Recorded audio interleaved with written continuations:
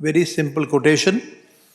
Loosely translated, it means every living being is a manifestation of Almighty God and should be treated with love and respect at all times. At the outset, I'd like to congratulate all the students, especially who are graduating today, and wish them the very best for their future. May the Almighty Lord guide you in all your future endeavors and show you the pathway to harmony and peace. Today is also a special day for me personally.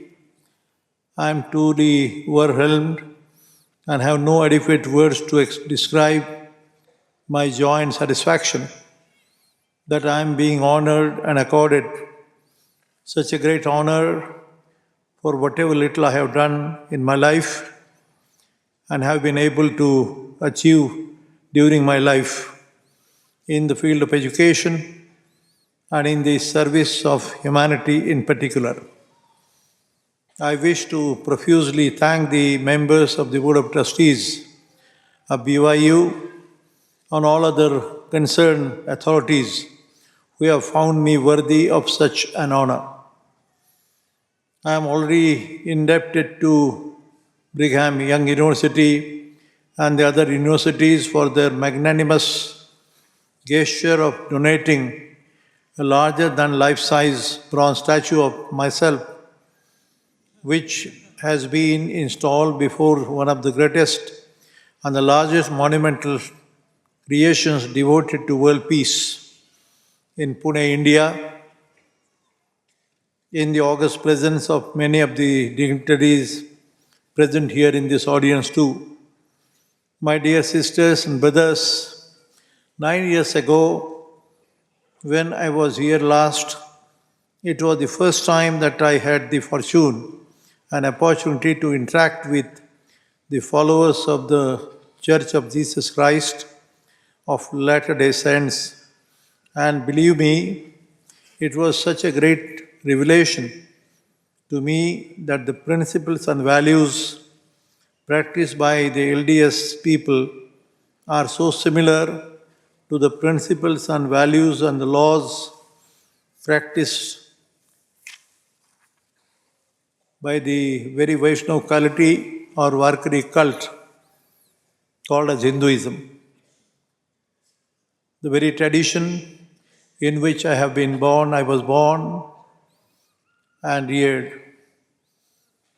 I am an ardent follower of the founding fathers of this Vaishnava Varkari sect,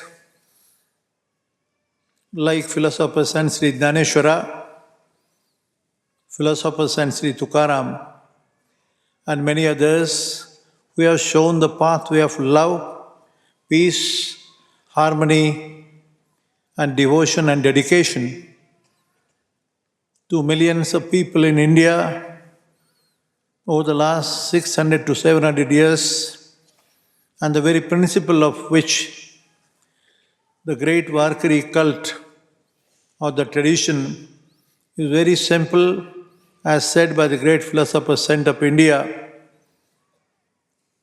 I quote in the very Marathi language. It is said, "Je je bhete bhoot, tayasi manije bhagwant." Very simple quotation. Loosely translated, it means every living being is a manifestation of Almighty God and should be treated with love and respect at all times.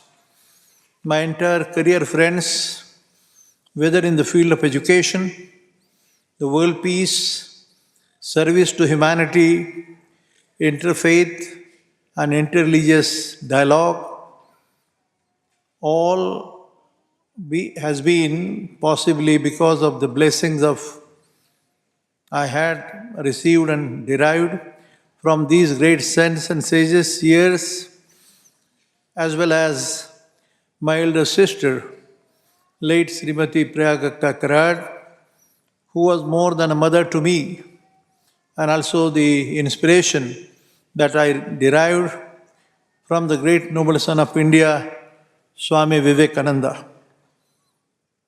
and his words of wisdom, that union of science and spirituality alone will help to bring harmony and peace to mankind, which he uttered at Chicago on this very land of United States of America on 11 September 1893. Being an engineer and a man of science, I was exposed to the scientific and practical approach to life as shown by the great philosophers and scientists like Dr. Albert Einstein, Sir Isaac Newton, Dr. Stephen Hawking, and to my great surprise, I found striking similarities in what philosopher Shri Dnyaneshwara says about the very universe being a conscious and intelligent entity, and what Albert Einstein says when he assertively makes a statement that the entire universe is a manifestation of pure intelligence and consciousness. During my lifetime, I was fortunate enough to be little instrumental in establishing some of the landmark monuments which I conceptualized, designed so that they would be the torch-bearers for world peace and show the pathway of universal brotherhood and inter-religious harmony. I thank the Almighty God for creating such masterpieces, making me as an instrument, and perhaps the most significant being the philosopher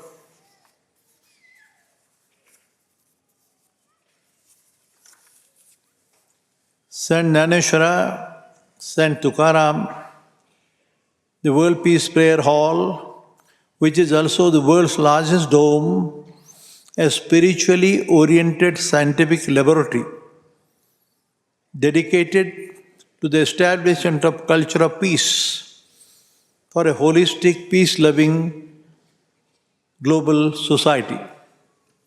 My dear brothers and sisters, sitting in this hall, I am so proud that among the 54 statues that adorn this wonderful edifice is the statue of the first prophet of the restoration of the Church of Jesus Christ, the prophet Joseph Smith.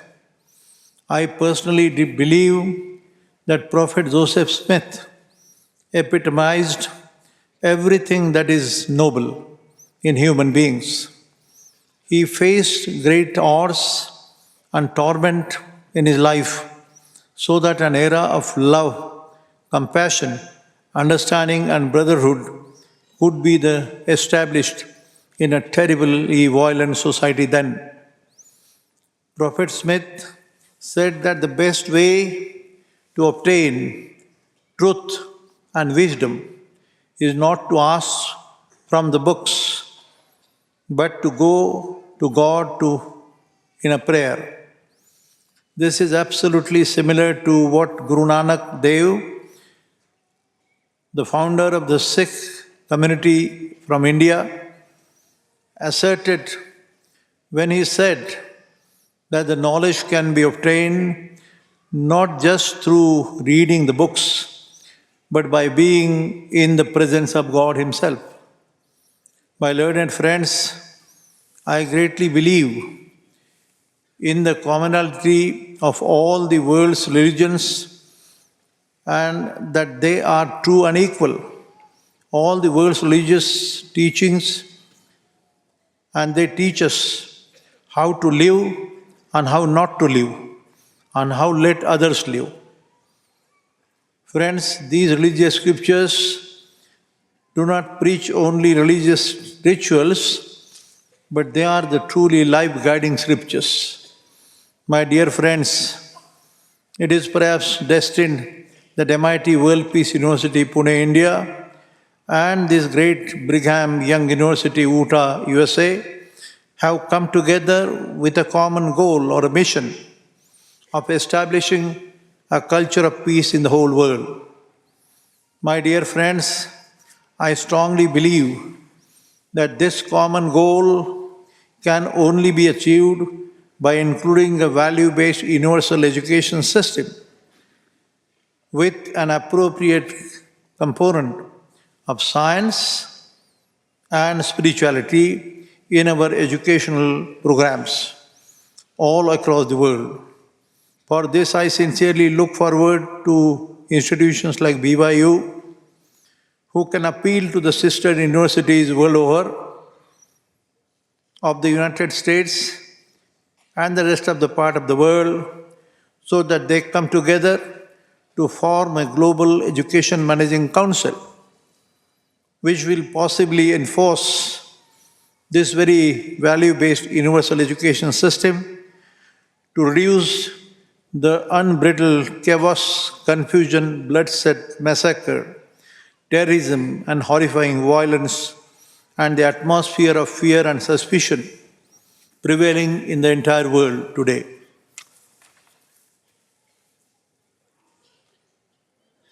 Friends, when we think of the global citizens and the entire human race, I feel that we need to develop through the universities the mechanism like a single cell, the body and the brain, and the soul or the spirit and the mind. And what is the chemistry of mind is the main question. What is the nature of the soul itself?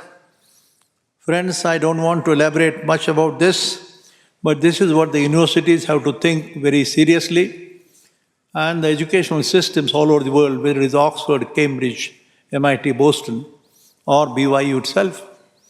And we have a duty to perform, and accordingly I can only quote one important sentence and appeal to the Vice Chancellor and the body of trustees that we have to certainly think of the universal education system. And when I say universal education, you may say that every nation has a geography, history, its culture, its traditions, but the time-tested human values are common. The law of nature is common. It is one and the same. It cannot differ for me or for you. And friends, at the end, I would like to make a simple quotation, which is a reminder to me and to all your learned people. At the end, my dear brothers and sisters, I repeat again, I like to quote from the ancient text of the India called as Atharva Veda, one of the religious scriptures they call. It says, it's called as a fellowship, coming together, joining hands together, and making our common goal for the well-being of the entire mankind. It says, we all are the birds of the same nest. We may wear different skins. We may speak different tongues. We may believe in different religions. Yet, we may belong to different cultures. Yet, we share the same home, the Mother Earth. Born on the same planet, covered by the same skies, gazing at the same stars, breathing the same air, we must learn to progress together or miserably perish together. For a person can live individually, but can only survive collectively. Friend, these have been the words of wisdom, spoken maybe about, I don't know how many years back, but it is a very important essence and philosophy behind, which the universities have to adopt. And along with engineering, along with management, or whatever branches you belong to, we have not to forget this very important component of life, which is called as spirituality. Transforming the pilgrim centers of the world, like the temple, the churches, into the knowledge centers, the knowledge divine. Knowledge and wisdom. Two words are there, which I feel like following, and let's join hands for this very common cause. I congratulate all the students again. PhDs and masters and BEs and everything, but I think you have a role to do towards your mother, the father, the family, the society, the nation and the whole world. Vasudhaiva Kutumbakam, world as one family. Thank you.